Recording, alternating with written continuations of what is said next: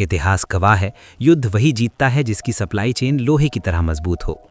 और अब भारत एक ऐसा फैसला लेने जा रहा है जिसने चीन से लेकर अमेरिका तक, यहाँ तक कि रूस को भी सोचने पर मजबूर कर दिया है।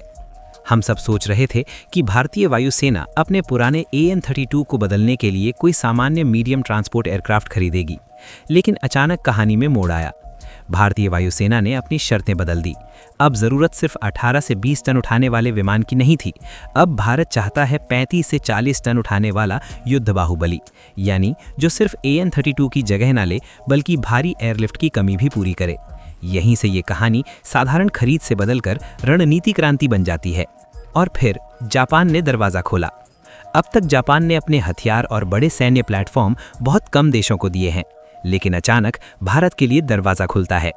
नाम सामने आता है कावासाकी हेवी इंडस्ट्रीज का बनाया हुआ कावासाकी C2 का, और दुनिया चौंक जाती है। क्यों? क्योंकि ये सिर्फ एक विमान नहीं, ये जापान का एशिया में खुला संदेश है। C2 कोई साधारण विमान नहीं, ये जेट इंजन पर चलता है। मतलब तेज रफ्तार, तेज प्रतिक्रिया, तेज ऊंचाई पकड़ने की क्षमता। जब युद्ध में सेकंड भी कीमती हो जाएं, तो स्पीड ही जिंदगी बन जाती है। C2 की खासियत: लगभग 37-38 टन तक भार क्षमता, लंबी रेंज, हाई एल्टीट्यूड रनवे से टेक ऑफ, मॉडर्न एवियोनिक्स, बड़े सैन्य वाहनों को ले जाने की क्षमता। कल्पना कीजिए, लद्दाख में अचानक तनाव बढ़ता है। कुछ ही घंटों में टैंक, आर्टिलरी और बटालियन स्तर की फोर्स वहां पहुंच जाती है। युद्ध का संतुलन उसी पल बदल सकता है। लेकिन मैदान में अकेला नहीं है C2। इसके सामने खड़ा है यूरोप का दिग्गज एयरबस A400M एटलस। ये विमान टर्बो प्रॉप इंजन पर चलता है, मतलब कम फ्यूल में लंबी उड़ान, कच्चे रनवे पर उतरने की अद्भुत क्षमता। अगर बर्फीले पहाड़ों के पार उतरना हो या किसी टूटी फूटी पट्टी पर सामान पहुंचाना हो तो A400M को बादशाह माना जाता है।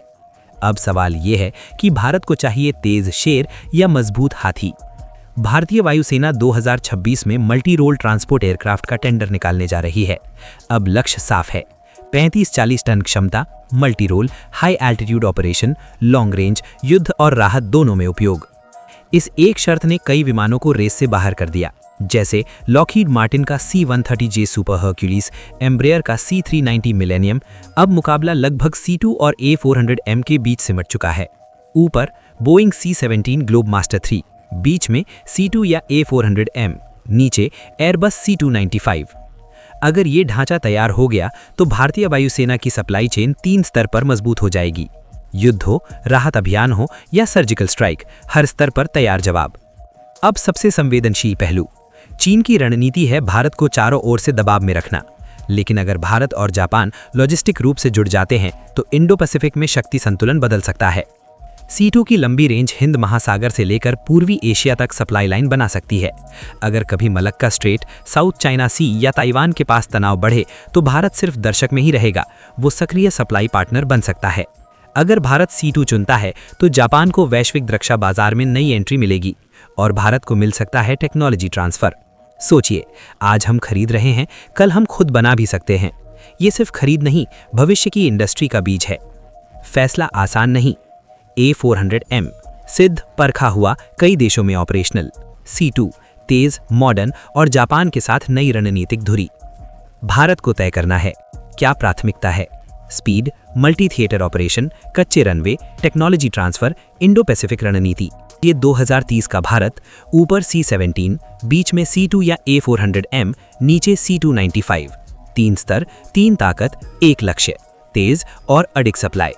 तब युद्ध सिर्फ मोर्चे पर नहीं, रणनीति में जीता जाएगा। दोस्तों, ये कोई साधारण खरीद नहीं है, ये भारत की हवाई ताकत का पुनर्निर्माण है।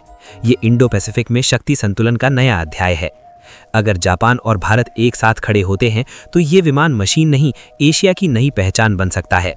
अब फैसला आपके हाथ में है। अगर आपको चुनना पड़े तेज जेट वाला C2 या हर जगह उतरने वाला A400M, कमेंट में अपनी राय जरूर लिखिए, क्योंकि आने वाला दशक सिर्फ हथियारों का नहीं, सप्लाई की रफ्तार का होगा। जय हिंद।